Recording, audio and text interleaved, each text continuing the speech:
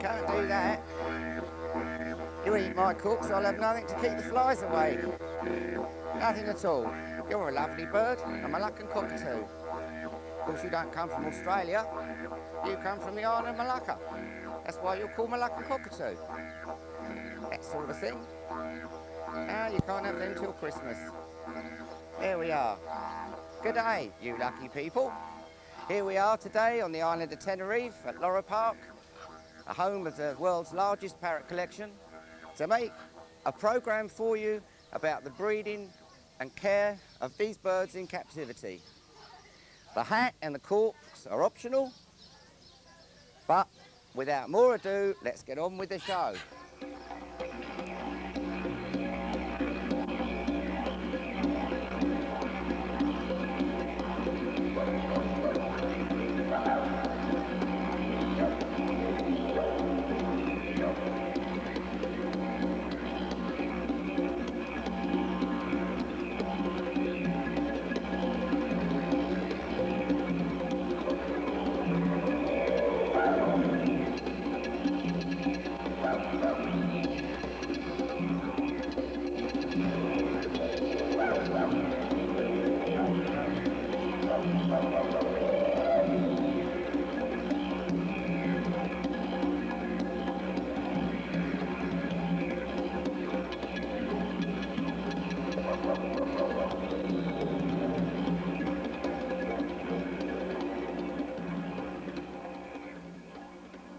All members of this group originate from the subcontinent of Australasia, the majority from mainland Australia. Most make great pets and delightful and rewarding aviary subjects. Few, if any, are truly endangered and exist in considerable numbers within their home range, as any Australian grain farmer will quickly tell you. Still, habitat destruction threatens populations for some species. Like old Laurel and Hardy movies, they come basically in black or white, but with a bit of pink and yellow thrown in for good measure. However, it is unlikely that the average parrot keeper will encounter or have the opportunity to acquire the black members of the cockatoo family. They, along with gangangs, are extremely expensive and are rarely offered for sale. Even before Australia banned export of its native fauna in 1962, specimens were infrequently seen in the UK outside zoos and bird gardens. Some specimens do, however, come onto the market from time to time. These have either been aviary bred in New Zealand or mainland Europe, or smuggled as eggs or young birds from the Australian mainland and its offshore islands. So here, after whetting your appetite with a visual cavalcade of the collection of black cockatoos legally held here in Loro Parque, our programme today will basically cover the white members of this distinctive and desirable group of the parrot family. Of the 18 species of cockatoos, which are deemed by those that know to include the cockatiel, 5 are basically black. None, with the rare exception of the palm, are kept as pets, and then only in isolated instances. The largest of all cockatoos, the black palm, measures 31 inches and is without doubt the most widely kept member of its group within aviculture. Several major breeding establishments in the USA periodically offer this bird for sale, though the price, to say the least, is out of the reach of most, £8,000 to £10,000 for a single specimen. In the UK, it is most likely to be encountered in zoos and bird parks, or in the collections of those very private keepers who would rather not say who they are. Plumage is the same in both male and female, although hens are generally smaller and cocks may be distinguished by the notably larger upper mandible. The red cheek patch of these birds is an indication of good health, while birds in poor condition show pale pink. The red-tailed black cockatoo, although still mega rare, is fairly well represented in European aviaries and has bred on a regular basis. This is one of the few members of the parrot family which displays sexual dimorphism. The male is entirely black except for a broad band of scarlet on the outer tail feathers.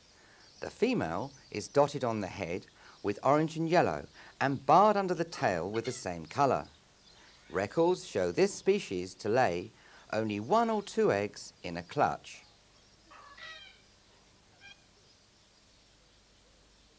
The yellow-tailed black cockatoo. Little is recorded about this bird in captivity. Certainly, there are no records for it being kept or bred in the UK. This species is readily sexed, the male having a dark brown mandible and the hen horn-coloured. Spectacular! Bet you wish you had one.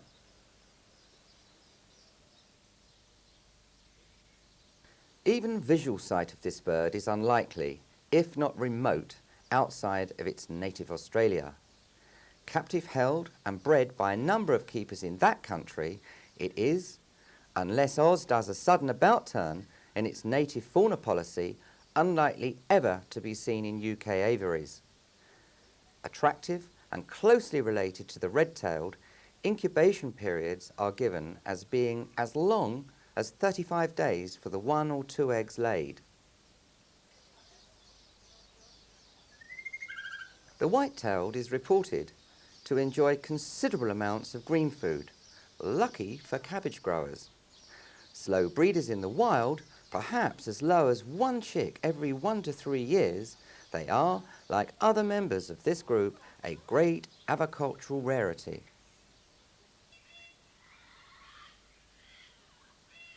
A surprising number of these birds have found their way into aviaries, both here and in the USA. Vastly expensive, they, like certain members of the macaw family, are prone to plucking.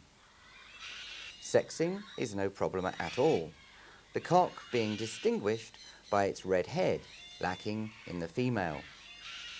Highly active, it is essential to provide these birds with diversions to prevent self-mutilations. A number were offered via New Zealand during 1993 at the substantial price of £11,000 a pair. Don't drop the Paul's coupon. This is the most widely distributed of all cockatoos in its native Australia, where flocks of many thousands of birds is a common sight. Considered a pest species, it is relentlessly hunted by farmers, even during the breeding season, in a losing battle against grain crop destruction. Elsewhere, it is a much-desired cage and aviary subject. In spite of its export, except as a pet, being banned from Australia, large numbers of these birds have regularly found their way onto the international market. Its price in captivity, however, remains high. It breeds readily in aviaries and has been crossed on a number of occasions with Sulphur-crested, bare-eyed and Major Mitchell's cockatoos. This is one of the few parrots to take nesting material into its nest box. In the wild, bark and the leaves of the eucalyptus tree are employed, but where in captivity this is not available, willow has been used in my own facility to good effect. Housing, feeding and general care of black cockatoos is basically the same as for other members of the group.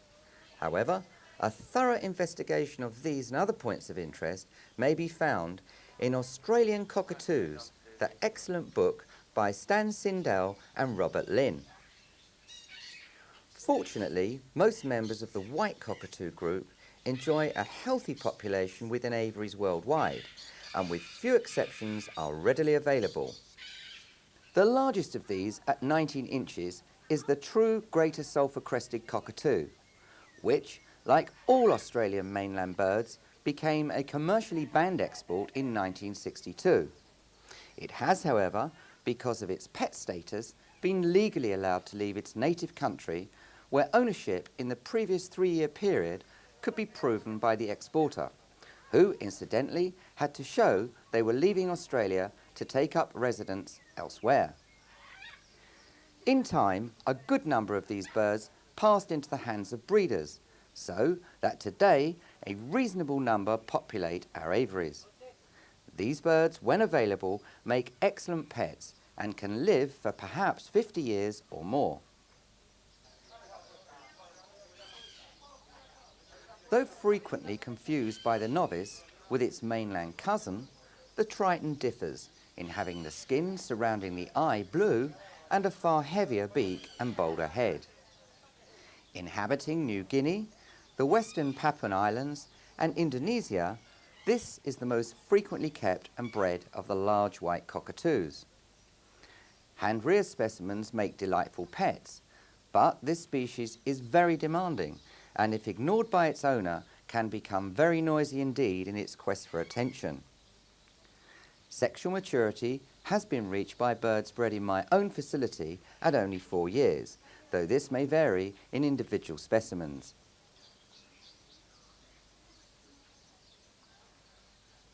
Originating from Indonesia, this subspecies has been, in recent years, imported in considerable numbers.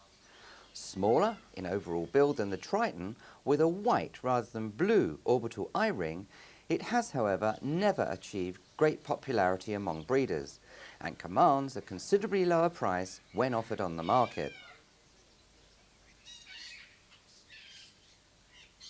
The blue-eyed cockatoo is something of a rarity within aviculture, probably due to it being a banned export within its natural range of New Ireland and New Britain in the Bismarck archipelago. In body and crest shape, this bird resembles the Moluccan cockatoo, though the overall plumage is white and the orbital eye ring a very strong blue. Like other members of the white cockatoo group, this bird has bred readily in captivity for those fortunate enough to own them. Without doubt, this is the most popular and widely kept of all cockatoos, both as a pet and by breeders. Imported specimens are still available, as this species originates from Indonesia. These birds should, in my opinion, however, be set up in aviaries in order to establish as wide a gene pool as possible within captive stock. Birds sought as pets are best obtained hand-reared and captive bred. Basically, at 12.5 inches, a miniature version of the greater, domestically hand-raised specimens attain breeding potential at approximately 2 years, laying 2 eggs. The citron differs from the lesser in having its crest orange rather than yellow. Size is the same. Of the two, I have found the subspecies to display the more stable temperament when kept as a pet. In my own aviaries, pairs bred regularly, laying 2 or even 3 clutches in a season.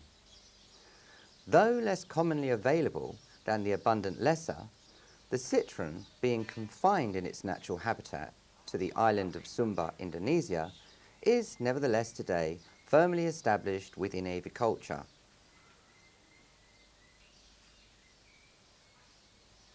Quite why this bird should be so named, I can't discover, since it doesn't remotely resemble the object more normally associated with that description. The alternative, great white cockatoo, seems more appropriate and is reflected by its 18-inch length. Beauty may be in the eye of the beholder, but lack of relief coloration has undoubtedly helped reduce the popularity of this otherwise handsome bird. A wide natural distribution covering central and northern Moluccas has meant free availability to those for whom it holds appeal. In captivity, they breed readily, and hand-reared offspring make delightful and more affordable pets than some of their close relatives.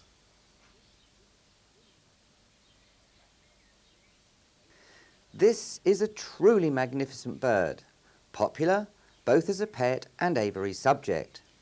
Large numbers were exported from its natural range of southern Malacca and the islands of Seram, Sapara and Haruku until the 1980s, when a serious decline in wild populations brought about a ban. This, once in place, created a bout of great enthusiasm for its breeding in captivity.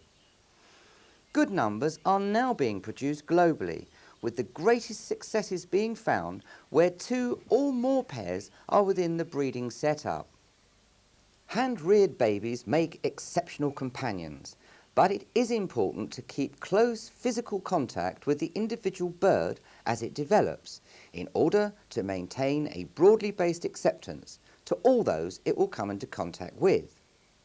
Birds of this species display a very marked difference, both in size and coloration, some being a truly deep rich pink, whilst others verge on the whiteness of the umbrella. Why this should be has not so far been determined, but it is probably a geographical variant.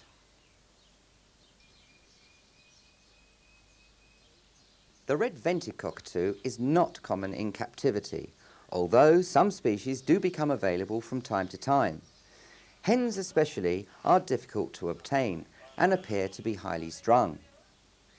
The mystery feather problems reported to develop in initially immaculate birds imported into the UK during the 70s now appears to have been cockatoo, beak and feather syndrome.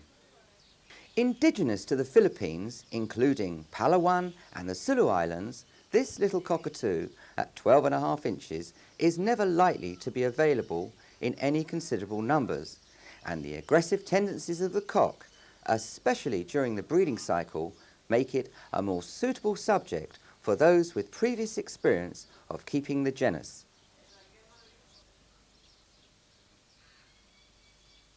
For years, the Goffin's cockatoo proved the least popular and least expensive of the family, its lack of yellow crest and small size no doubt being a contributing factor. Freely offered for sale, particularly after deforestation of its native Tanimbar, Indonesia in the early 70s, a sharp decline in numbers brought about by import restrictions has seen interest in the keeping and breeding of the species accelerate. Though not as free breeding in captivity as some of its relations, it is nevertheless a rewarding and productive aviary inhabitant. As with other members of the white cockatoo group, this species has frequently left its native Australia as a pet bird. Not only this, but the fact that it is also indigenous to New Guinea has meant substantial numbers have reached Europe and the USA in recent years. Highly intelligent, domestically bred specimens make amusing and entertaining pets. Resembling a big Goffin, their main area of popularity is with breeders, and in the UK at least, their continuing existence should be assured. An exception to the availability rule amongst white cockatoos is the long-billed corella, of which 2 subspecies exist. The eastern variety is the smaller and more attractive, sporting as it does a blood-red necklace, absent in the western race. Both are a rarity in collections, although a few have found their way into Europe and the USA, where, when pairs have been available, breeding attempts have proved as successful as with other members of the white cockatoos. This is one of the few parrots more suited to being housed in a traditional style aviary, since its natural inclination is to forage on the ground. Another rarely encountered member of the white cockatoo group, the Ducorps from the Solomon Islands, is visually similar to the more common Goffins, from which it varies in having a blue eye ring and a full broader crest. As with most members of the group, sex may be determined by the colour of the iris, in this case dark brown in the male and reddish in the female.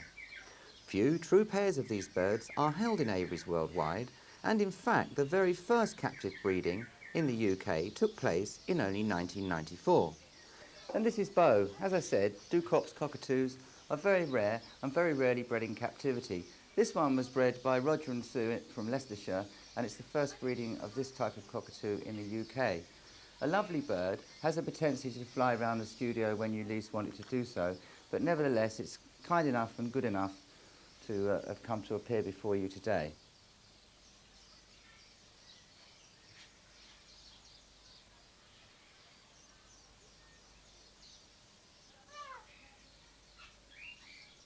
This is surely one of the world's most beautiful birds, and a species which all cockatoo lovers desire. Demand has always ensured its availability, and imports have continually occurred, though never in large numbers. Leadbeaters breed freely in captivity where successfully paired, but the often aggressive nature of the cock can make this exercise a somewhat fraught experience.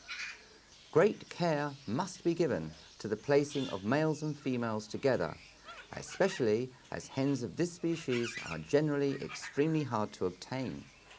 Hand-reared birds, especially surplus cocks, have been kept as pets. However, in my experience, they never attain the same confiding nature as other members of the cockatoo group. Whether your intention is the purchase of a single specimen as a long-term pet bird, and remember, these birds are long-lived, or as the foundation of a collection, the physical and mental health of your acquisition is of paramount importance. Birds that are plucked, have dirty vent areas, runny noses or dropped wings are best left where they are. There are no bargains in the bird world, so don't be tempted. If possible, buy direct from a genuine breeder, especially where a pet is required. Not only will this have been domestically bred, but also hand-reared, resulting in a far more compatible relationship between bird and owner than in the case of a wild-caught counterpart. Domestically bred birds rarely carry internal unseen nasties likely to biff the new owner on the nose, metaphorically speaking, and in the pocket. It is essential, however, in my opinion, to have comprehensive veterinary tests carried out on proposed breeding stock and to quarantine new purchases away from your other birds for at least 30 days whilst the results of the tests are obtained. All too often, I have come to grief within my own collection by ignoring my own advice. Though the majority of white cockatoos can be sexed when mature by the colour of the iris, black in the male and red in the female, some species, including Galahs, Moluccans and Leadbeaters, can prove to be somewhat difficult to define.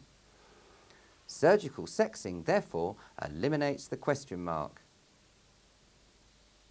Right, I think we're relaxed now. If you just hold the shoulder there and pull the leg out. Right. We'll just pluck a tiny area here on the left flank.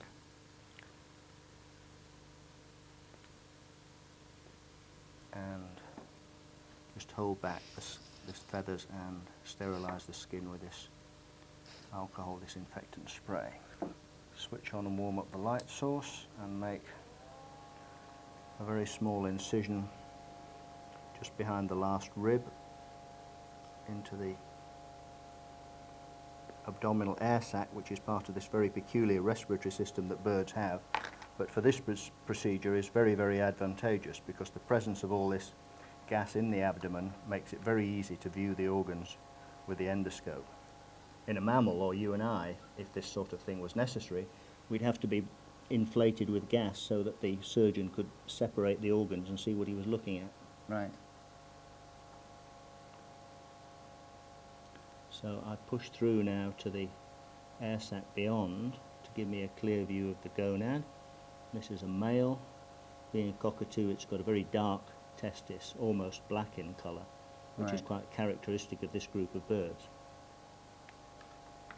Now, as we've already got this incision, we'll insert our microchip directly in there, then we don't need to make another puncture in the bird. That's just pushed home through this little needle.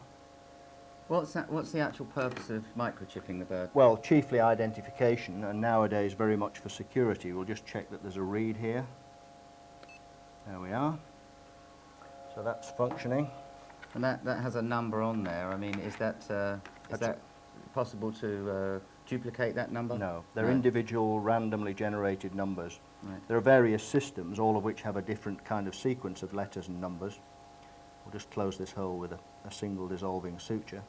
And those numbers can't be duplicated or altered in any way once they're in the bird. Now, I've noticed you've stitched that bird up, and yet I've seen some veterinarians not stitch the birds after this procedure.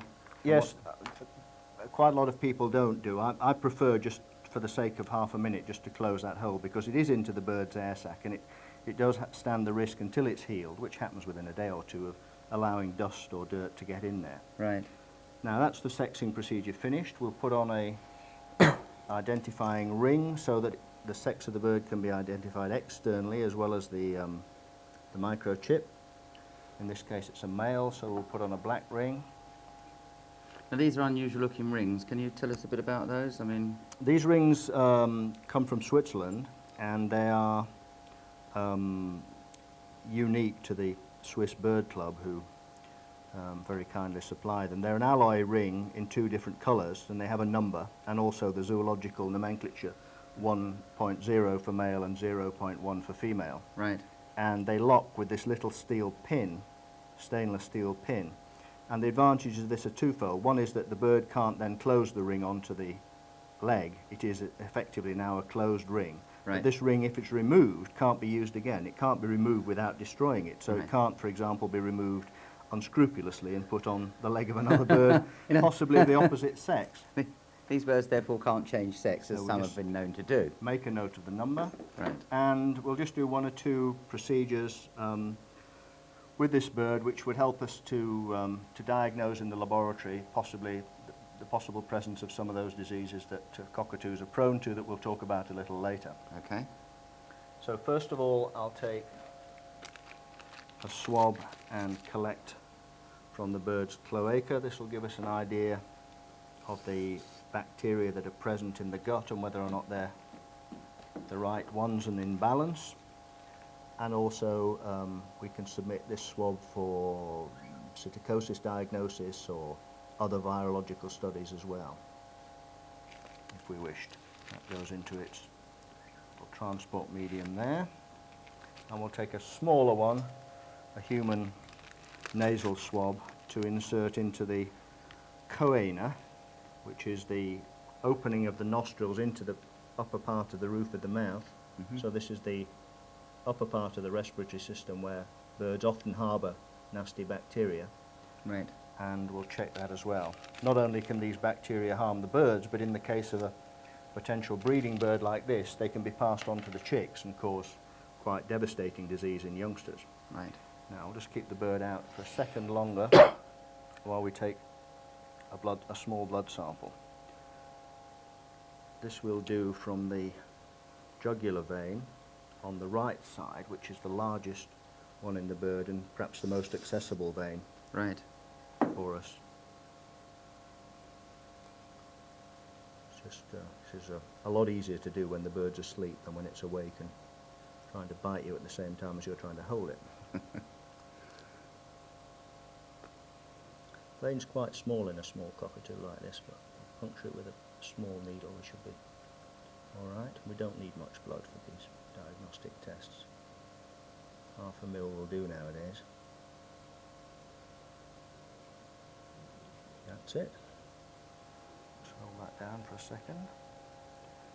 Now we've finished everything we need to do, so we'll just return the bird to the plain oxygen for a moment whilst it starts to come to. If you just put a hand on, because recovery can be very quick, as you know. Yes, I've experienced this before. Very rapid indeed. And we'll put the blood sample into a tube for the laboratory.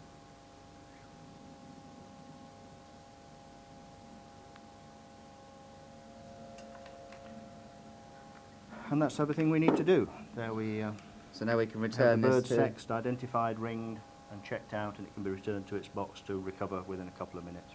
There we are, all the things we ought to do when adding birds to our collection, or even in some instances for the pet in your home. We'll return it now to its box to recover, which it will do and is doing quite quickly.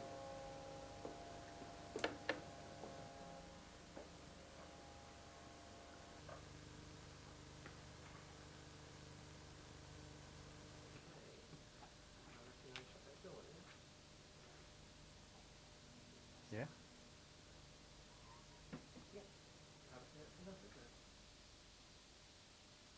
Unlike the USA, where serious breeders advertise and promote themselves in a professional manner, in this respect, the UK is still in the dark ages. The hobbyist mentality prevails, and understandably, Due to the high element of theft, most major producers nowadays market their progeny through bird farms and dealers. Nevertheless, a visit to the Parrot Society's show, held annually in Stafford, will bring you into direct contact with many small breeders and give a comprehensive introduction to the world of parrots in general.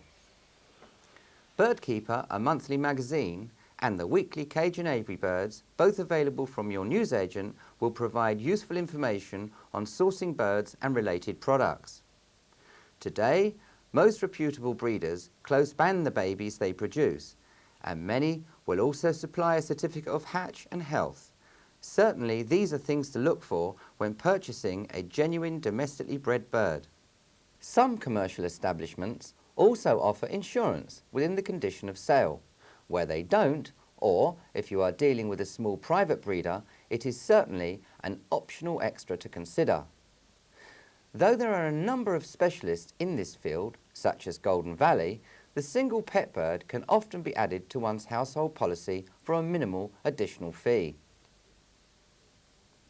Forced pairing of members of the cockatoo family has frequently proved more risky than putting your money on a 100-to-1 shot at Aintree or voting for Salman Rushdie as the next pope. Inexperienced keepers especially should proceed in this task with the utmost caution. My own method is to introduce into this aviary, first of all, the hen bird, let her fly around for 2 or 3 days, get used to her environment, and then to introduce the cock bird. The cock will have one wing clipped. That will restrict his mobility, and therefore, if he has aggressive tendencies towards her, obviously that'll save her from being damaged. Now, there is one other alternative, and this is what it is. We first of all have put the hen bird into the aviary, and then the cock bird goes in a cage. And the point about that is that will allow her to come down to, to get to him and be able to build some sort of relationship between the two birds. Obviously, they've got food, both got food and water. He's got food and water in his cage. After 2 or 3 days, you can open this cage, providing that they've, appeared to be compatible, and let those birds come out and bond together. A good time to do this, obviously, is at the weekend when you won't be off at work, you won't be running around doing other things that you need to do to sustain your lifestyle. So you can observe the birds. Very, very important with cockatoos. And hopefully that will mean that you've got a successful pairing up of your birds. Given the right conditions, cockatoos can go to nest all year round. However, special vigilance is required as early spring approaches, as even pairs that have lived and bred happily for years can without warning become a problem. Much like humans, when the male comes into breeding condition, no is not the answer he's looking for. And though you're unlikely to bite off your partner's nose, or any other appendage come to that, male cockatoos know no such restraint. Nowadays, more and more breeders are using the suspended aviary system here in the UK. The majority of these units are housed in buildings with concrete floors, which, with the assistance of a power washer, allows for a high standard of hygiene to be maintained with the minimum of effort. And, being of all mesh construction, hung flights will also suffer less, if at all, from the enthusiastic chewing habits of all cockatoos, recommended mesh being 3x1 12 gauge. The installation of a sprinkler system can also be employed to both supply fresh water daily and spray the birds at the same time. A wire basket attached under the front is used to accommodate feeding and water bowls. Stainless steel are used here. Of course, not every cockatoo keeper will have a redundant building to convert, or the space to erect a custom designed one. This bank of aviaries offers an economical alternative. Though constructed along more traditional lines, the use of 16 gauge half-by-half mesh minimises the damage to the wooden frame. Clad with shiplap and roofed over 1/3 of their length, including a skirt to the floor at each end for added protection, the overall size of these flights is 12 feet long by 4 feet square. They will suitably house all species of cockatoo. The support posts are of 3x3 oak for a long life. Softwood is not suitable. Back sweepings or pea shingle beneath the flights give a pleasing appearance and is easily kept neat with the use of a garden grass rake. Natural perches should be renewed regularly, suitable types being pine, willow, apple, pear or chestnut. Under no circumstances should plastic piping be used. Not only is this dangerous to the birds, but brings benefits only to the lazy keeper. For similar reasons, metal piping should also be avoided. Birds roost at the highest possible position, so always secure the perch within the shelter at least 6 inches above the one in the front of the flight. All cockatoos are enthusiastic carpenters, and for this reason, some degree of protection is provided in the nest boxes with galvanized sheet metal. This is, of course, less necessary where hardwood oak barrels are used, though their availability can be something of a problem. Although nest box size is not critical, since in the wild a myriad of holes and crevices are utilised, a basic guide would be for the largest species such as greater sulphur-crested, Moluccans, umbrellas and tritons, 16 by 16 by 36. Lessers, citrons and galahs will readily go to nest in the traditional grandfather type box 12 by 12 by 36 inches. In all cases, only clean pine wood shavings are provided for bedding material, except in the case of roseates. Abundant supplies of willow should be supplied to this species, as they will line their nests with multiple strips of this tree bark. Cockatoos are active birds and should therefore be provided with as large a cage as possible. Certainly, this should be of sufficient size to accommodate at least 2 perches and allow the bird to exercise its wings. Strangely, many otherwise suitable cages have correspondingly inadequate feed and water dishes. These should be of a size to allow the bird to play with its food without the contents all ending up on the floor of its home. Bolt-on C-cups, available in various sizes, overcome the problem. Robust toys such as dog chews, metal hoops and a length of durable chain should also be provided. Many commercially available ones, such as these, are not suitable for the larger parrots, who can dismantle them with ease, exposing themselves to the danger of swallowing the metal links. Shavings provide a hygienic and cheap covering for the bottom of the cage. Unfortunately, flapping wings puts the hoover on overtime. Newspaper is frequently used, but unless you want to read the sports results off your parrot's bum, it is not really suitable for these white birds. For this reason, we use either kitchen roll or white cat litter. Cockatoos are the group of parrots probably the least effective in captive breeding programs by the diet provided. They will thrive and breed over many years on the most basic of seed mixtures. However, if you are seeking optimum results and care for the well-being of your charges, quality and variety must be the aim. Our maintenance diet is fed on a year-round basis, since this group in particular can and will produce during most months. Now, this particular diet here contains all sorts of interesting things. It's got peanuts in it, and it's got sunflower and a bit of dog. I think it's got a bit of dog, woof woof, diet and so forth. And that's the type of situation that you'd find yourself in if you go into your local pet shop and come out with something to feed your pet cockatoo on. However, whilst that's all very lovely, I've always preferred to go for something a little different, and over a period of years have formulated my own concoction, I think the word is. And what I've used is, I've used a half a part, he's going to eat me. It's okay. I've used a half a part of sunflower, and this particular sunflower is hulled, which means that you'll get less mess under your aviaries and obviously less mess in your home as well. I've used a half a part of flaked maize, very good for the birds. I've used a half a part of peanuts. These again are hulled peanuts as opposed to this type here, which you can get. The problem with these is that mold can grow on them if they haven't been stored correctly. Then we've got some pine nuts, which birds enjoy tremendously. Very nice. Then we've got some safflower, and also we have some mixed millets. And finally, with this particular mixture that I've made up myself, we've got some monkey chow.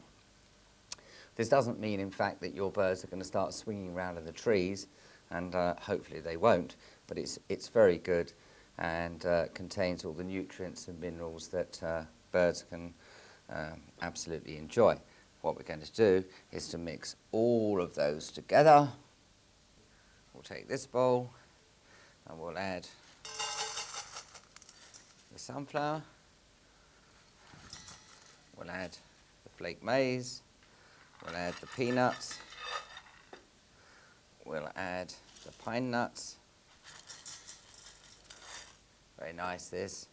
We'll add the safflower, which is wonderful stuff, and we'll add the mixed millets, like so. We'll give that a little stir around like that. Absolutely lovely. And basically what we're ending up there with is our basic seed mixture, which will feed our cockatoos. That'll do them very well indeed. What we can also do to that is we could add a couple of bits of this monkey chow, not necessarily for any other reason other than that it'll give them lots of pleasure and they'll enjoy playing with it. If they do happen to eat it, that'll also give them lots of nutritional benefits. But there we are, that's the basic seed mixture.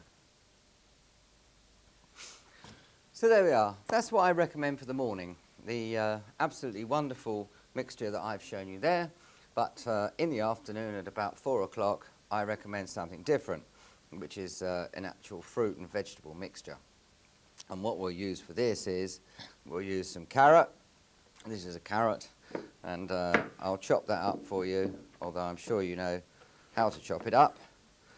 Whack that up like that, throw that in there. We'll also have some apple, which cockatoos also actually enjoy. I'll chop that up, you see, chop, chop, chop, jolly good. And then we'll put a bit of banana in there as well. Lovely bananas. Very good, chop that all up. Very good, get one of these chef's knives. Absolutely wonderful things. Whack that all in there. Come on, in you go. Right, like that. And then probably on top of that, we'll pick some of those grapes. Lovely, Bacchus loves them. We'll put a few grapes in there as well, like that. Now, to that, we'll actually add some of this, which is, let me have a look at this, it's Pet Chef Breeder Supplement. Very good. Problem with all parrots, and cockatoos in particular, is they're very picky eaters. So what we've got to try and do is actually open this.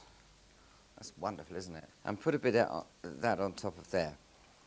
What we can do is we can give that one day, and the next day, in addition, of course, to the natural seed diet, is we can give a bean diet. Now, we use a natural combination of different types of beans, and what we actually do with those is we first of all put them in a bowl like so, and we soak those beans overnight. When we've soaked them overnight, what we do then is we rinse them thoroughly, and once we rinse them thoroughly, we soak them in a solution of Milton sterilizing solution, and we leave that in there for 20 minutes. This is quite a useful idea. This is an old sweet jar, and by drilling the holes in the top there, you produce something called a colander. So you can put your beans in, soak them, rinse them off, and so forth and so on, and away you go. The most important thing is that once you've sprouted your beans, what will happen is that they will actually come up with these little things on the end, which are sprouts, and that is a living enzyme. Very important for your birds. They'll enjoy it, and it will do them the world of good. Now, one thing I overlooked to say while we were doing this thing is that cockatoos in particular love beetroot. And what we like to do with beetroot is to buy it natural like this. Cutting it up is a problem because you'll get red fingers, but you can also add that into your fruit diet. You can add it also into your seed mixture. It doesn't really matter when you give it, but it's an extremely good idea to give cockatoos beetroot. Very nice indeed. Now, for lazy people, what you can do is you could take this particular mixture that I've done here, lovely, and you could mix that up with, did that, didn't I? Mix that in together like this. Whoa, lovely. And you can give it, you know, just in one feed. But from my experience, it's much nicer to break these things up. So you give one in the morning, one type of food in the morning, one type of food in the afternoon. It gives the birds something to look forward to. Obviously, birds in a captive situation in aviaries haven't got the situation where they're running away from predators or having to look for their food, so you've got to keep them active all the time. And as your wife or husband might do on a Saturday night, but that's the way to do it. Obviously, today there are variously scientifically formulated, absolutely wonderful and perfect diets, and one of them is this particular mixture, which is Tropican breeding diet. Now, all this is a powder. You simply pour this powder into your mixing bowl, mix it up with boiled but not boiling water, and hey presto, you have the perfect mixture to feed the majority of parrots, as in fact we can see here.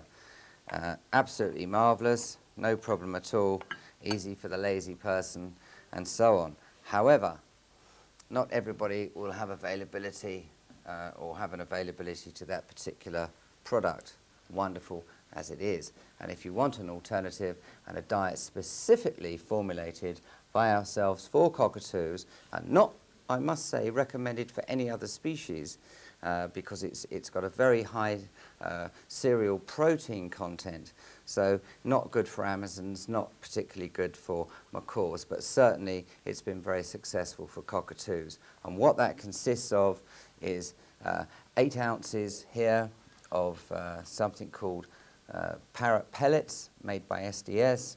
It has 8 ounces of sunflower. You'll notice that these are hull sunflower, and we have 3 ounces of micronized barley, some flake maize, again 3 ounces of flake maize.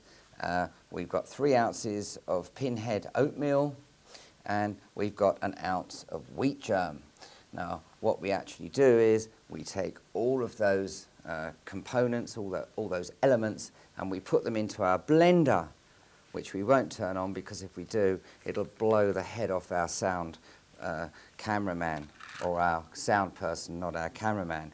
And then, on top of that, we'll add to that 1 multivitamin pill, like so. I'll put 1 of those in there, which I can retrieve later and eat because it will make me feel good. Pop that in there, add a little boiled cooled water, and away we go. Once that's actually done, we can add in some pureed fruit. Naturally enough, what you could do is to use natural fruit and also put that in your blender, mix the two together.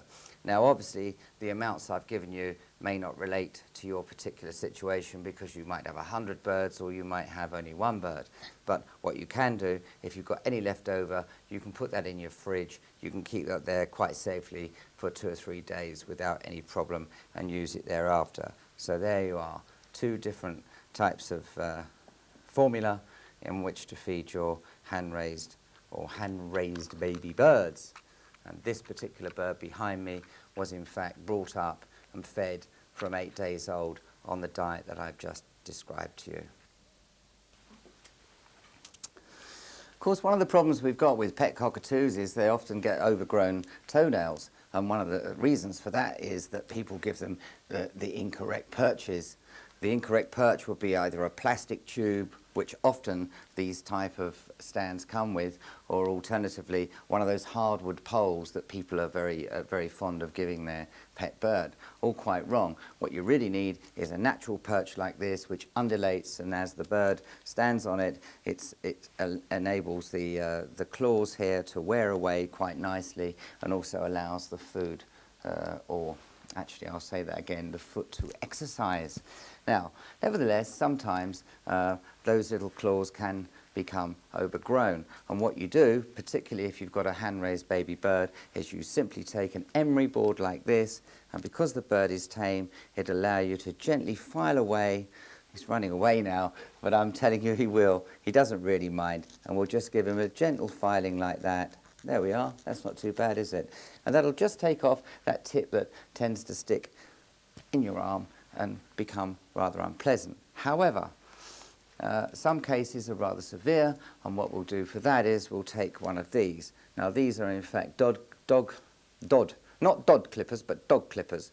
And the advantage of them is because they have this circle here, as the claw goes through the back of this, it'll hold it there nicely, and you just come through and nip off the end. It would be easy to do that with this bird here. Just do this, he wouldn't mind at all. And can I hold that up there and just nip that, just that little tip off there. Now, unfortunately, some people when doing this can take off a little too much. So what happens is, because the vein comes down the claw, right, almost to the end, that can start bleeding. But there's no need to panic, because what we do is we simply take some powder like this, which is an antiseptic powder, and we pop that on the end of the claw, just pop that on there, and then just hold that on for about 8 seconds, and that will, in fact, stop the bleeding. And you mustn't eat that. Now, the alternative to that is we can take something like this, which we've got here, which is a silver nitrate point, otherwise known as a septic pencil. And we'll just throw that away and bring that up here. There it is, exotic looking thing, isn't it? And we can just also put that on the end, like so, and that will also stop the bleeding. Not a great problem, but do remember when you're filing or clipping the bird's claw, just do nip off just the very slight bit on the end, just to stop it puncturing your arm. And there you go. You're none the worse for wear, are you? Thank you. Since most hand-reared cockatoos tend not to fly around that much, wing clipping is not essential. However, there is always the day when Cocky decides to rocket off through an open window and disappear into the sunset. For this reason, we recommend clipping just one wing, and as your bird should be cuddle tame, it's something you can do easily yourself. Remember to leave the last 3 primaries so that when the wing folds back, the missing bits can't be noticed. While caught birds would of course need to be restrained whilst this task is performed, and is in fact a 2-man operation. Finally, birds, in particular cockatoos, enjoy the rain, and unless you live in a roofless house, don't overlook to spray your pet with tepid water at least twice weekly. Generally speaking, most species of the cockatoo family will happily lay and hatch their eggs without problem. However, in captivity, once chicks arrive, one hatchling is all too often left to die. For this reason, many breeders take either the eggs, once the clutch is complete, for incubation, or the chicks soon after hatch, the latter being our preferred method. Naturally, the parent bird will demonstrate nil enthusiasm for this procedure. The keeper will therefore need to take measures to prevent loss of or damage to his or her fingers. Here, we use a wire gauntlet to accomplish the exercise. Eggs are cleaned where necessary with warm water before being placed in the incubator, which will have been running for at least 48 hours previously at the optimum 36.8 centigrade. Here, they will remain until 2 days before hatch, when they are placed in a hatcher. Once fully free of the eggs, the chicks are placed into a suitable brooder. Hand-rearing procedures will then ensue. At between 16 and 21 days, you should close band your babies with a stainless steel identity ring. The aluminium type are not suitable for birds with such powerful beaks. Once the chick is almost fully feathered, it will spend the remaining period to independence in a suitable weaning cage. Incubation is a vast subject in its own right, but the basic principles are clearly explained in the booklet supplied by Curfew or other manufacturers when purchasing their equipment. And of course, self-raising from day 1 to weaning is clearly illustrated in my own wonderful tape, Self-Raising Baby Parrots, available for a modest sum from the very same company that bought you Cockatoos, Care and Breeding. I consider only captive bred, hand-reared specimens suitable for a pet in your home. However, Even these birds can develop the habit of screaming for attention if not provided with adequate human companionship. For this reason, some thought should be given to the amount of time you will be able to devote to your new pet. Always acknowledge his or her presence when entering the same room, as you would for another person. Time with your bird should always be a pleasure, not a chore, and that includes cleaning and feeding. As with all members of the parrot family, cockatoos are vulnerable to a wide variety of diseases. Most of these can be avoided if proper husbandry procedures are followed. Common names given to these viruses usually associate with the first species discovered to be affected, but in fact can and do attack all or most members of the group. Here we will discuss 3 of the more common cockatoo-associated problems, none of which, incidentally, are transferable to humans. Being the joined-up writing bit of the programme, I've rubbed my magic lamp and out popped Andrew Greenwood, one of the world's leading zoo veterinarians specialising in parrots and dolphin care. Hi Andrew. Cockatoo beak and feather syndrome. That's been a major problem both in aviaries and in the wild. Exactly what is it and how does it manifest itself? Well, we know now that it's a virus infection. It's actually caused by something called cytosine circovirus, and the circoviruses are a new group of viruses that have been recently discovered. There's also one in pigeons. And basically this virus attacks rapidly growing, rapidly multiplying tissues, and there's no faster growing and multiplying tissue in the bird than that which creates the feathers on a regular annual basis. So this virus attacks the root of the growing feather within the follicle and also will attack the growing beak as part of the same skin-related system and cause the feathers to grow slowly, grow abnormally and die off quite quickly. So it appears to the owner that the cockatoo is actually losing its feathers. But what's happening is it's molting out its feathers normally but failing to regrow the new ones properly. So it gradually gets less and less feathered. And it may also have its beak and even claws badly affected, and the beak may simply fall apart on the bird. Really? It's a very nasty disease. Right. When was the problem first identified in captive stock, and how prevalent is it now? Well, I think it's been known for quite some years, especially from Australia. But the hint that it was due to a viral infection probably developed about 10 years ago, and the certainty about 5 years ago. It's quite prevalent among captive birds. In Britain, it's probably not the major parrot disease, but we do see it quite often, especially in Moluccan cockatoos, lesser sulphur-crested cockatoos, among the cockatoo family. Where's it coming from? I mean, if it's in captive bred birds, I mean, how's that coming? It's come from the wild. There's no question about that. It's well known in the wild in Australia, and even in birds such as the red-vented cockatoo in the Philippines. Yeah. It's quite a serious problem. Yeah. No, what I meant to say there was, if a hand-raised bird is discovered to have this, where's it come from? It's probably come from its parents, or it's been transmitted within a cockatoo or parrot nursery between chicks. In other words, a chick from infected parents brings the virus into the nursery, right, may pass it to other chicks without the first chick itself developing the disease necessarily. And the second chick may develop a very fulminating form of the disease and die very rapidly at a few weeks old.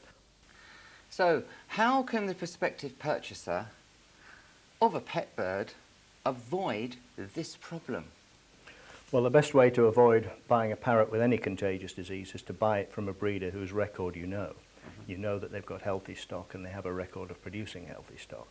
If this isn't possible, then there is a test now available for the beak and feather disease virus, and the purchaser can quite reasonably ask that the bird be tested and demonstrated free. This test shows up carrier birds, those birds which are carrying the virus infection but don't necessarily show the symptoms. Right. It's probably not 100% accurate, but it is very, very sensitive, and we should be able to avoid the disease if we keep testing birds and eliminating those which are infected. Sure, because as I'm probably aware, there are actually no visual signs for some time after this virus or disease takes hold, isn't there? Very often, and it's certainly true that birds can carry the virus for life without developing the disease. Right. But they're very, very infectious to other birds, especially youngsters. Yeah, parrot AIDS, that sort of thing. Somewhat, because it is immunosuppressive, and the birds actually very often die of some apparently unrelated disease, just in the way that people with AIDS do. So, Andrew, a final point on this particular problem. Is this disease, or virus as you say it is, curable? And does it manifest itself in other citizen species? No, it's not curable. Unlike many virus diseases, it's not likely to be curable for many years to come. It is possible, however, that a vaccine may be developed in a fairly short time against this. There's been a huge effort in America to identify this virus, to produce the test that we now have for the disease, and the last stage of that will be to try and produce a vaccine against it. So hopefully we can at least protect our parrot stock against the disease and gradually wipe it out that way. As for other species, yes. I mean, this is always known as a cockatoo disease, but in fact it's been described from almost every group of parrots, and we've certainly seen it quite frequently in African greys, and it's starting to appear more and more in lories and lorikeets now. Really? So there's no escape from it if you get it. Best thing is to prevent it by taking all the necessary precautions. Okay, let's go on to our next question. Turning over my list here, and here we have fungal diseases. Okay, apparently they can and frequently do appear in cockatoo species. Two of those are Aspergillosis and also Candida. These are two of the more common ones, as I'm given to understand it. First of all, can you tell us a bit about Aspergillosis?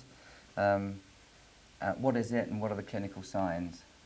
Well, Aspergillosis is a nasty disease. It's caused by a myceliate fungus. That's the kind of fungus that creeps along, the sort of thing we used to attach to the base of mushrooms. Right. And it can get into the bird's airways particularly. It usually causes a respiratory disease and spread throughout the lungs and air sacs and cause a gradual, slow infection, a bit like tuberculosis, something creeping and gradual. And it very often owners may not notice any signs until the bird becomes severely ill, but subtle changes in breathing rate and depth can often be the clue to it.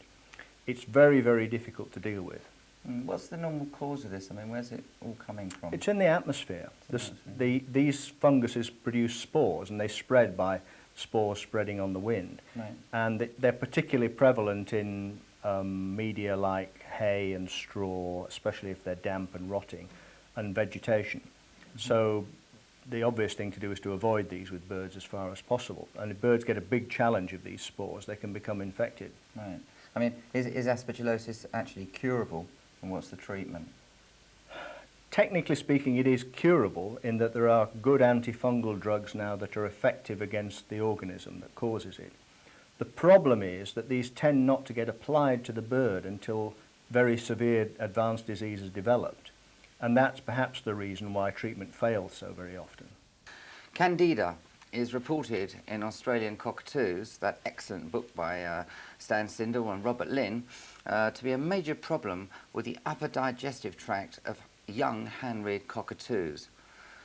Tell me, Andrew, what is Candida and how do we deal with it in neonates? That, viewers, means baby parrots. Candida is a problem for all parrot breeders. Young cockatoos seem to be particularly susceptible to it. Right. It's a yeast type of fungus as opposed to the myceliate type of fungus that causes Aspergillosis.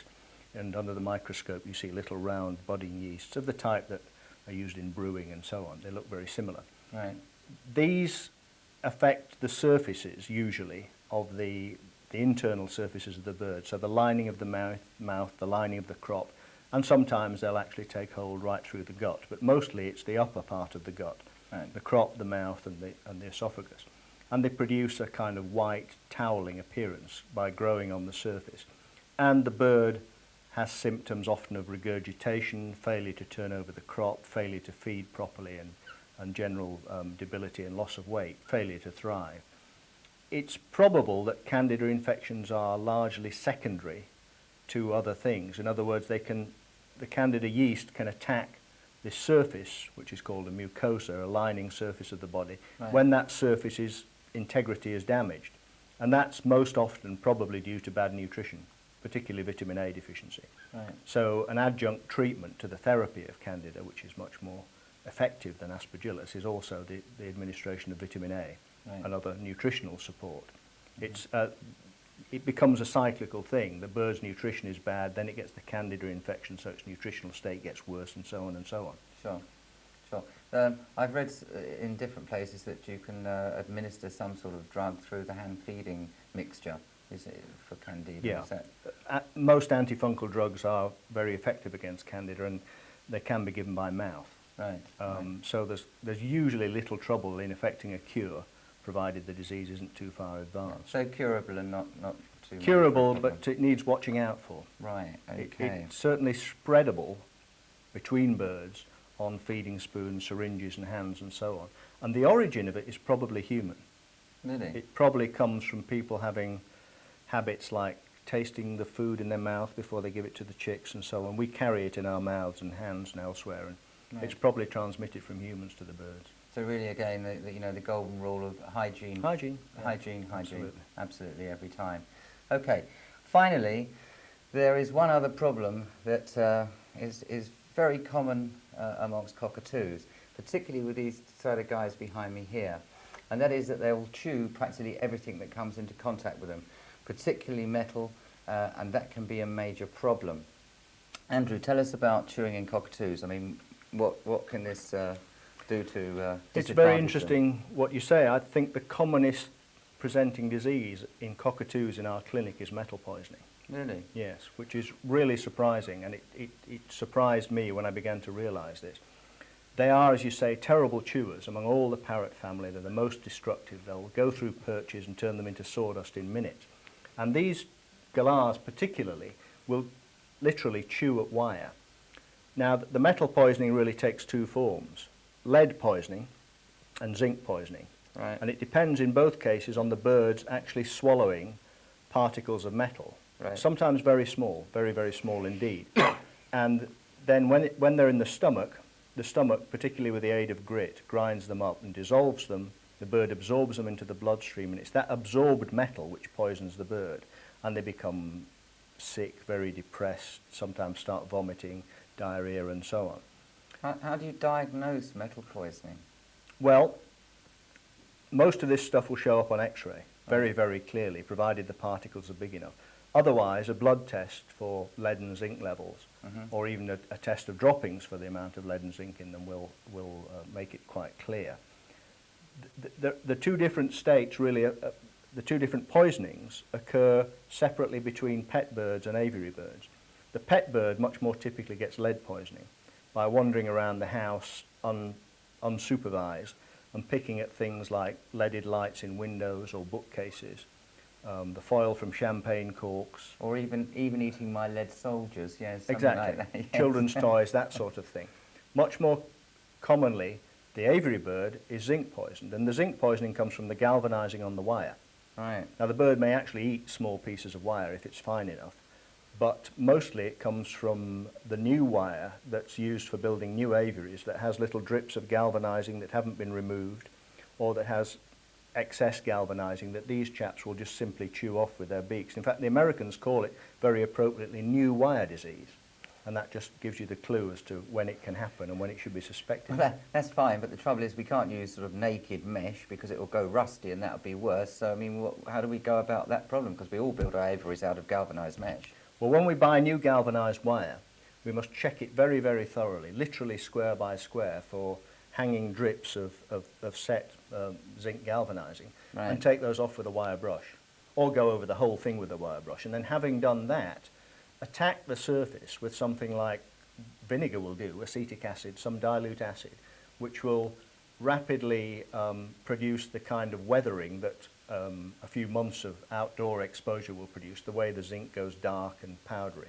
And then it's relatively safe, provided the bird doesn't actually bite off a chunk and swallow it, because its stomach acids will work through that. Sure. It just amazes me what cockatoos will swallow. When I first started dealing with parrots, I never would have believed it, because they're so delicate with their beaks, but they will swallow huge chunks of metal. It's incredible. Right. So the answer is to use a good quality mesh and treat it in the way that you've described. That's right. And that'll help avoid that problem. The conditions are treatable, Right. fortunately, provided they're caught early enough and the bird hasn't gone downhill. And it's simply a matter of treating the circulating metal in the bloodstream, which is removed by a chemical agent, and waiting for the bird to excrete, which it does quite quickly, the particles in the stomach. Treatment for this sort of problem, I mean, how successful is it percentage-wise? If the bird isn't very, very debilitated, very good indeed, Right. usually, very good indeed. Right. But it does have to be spotted. If you don't think about it and you don't x-ray the bird, you can lose a lot of time.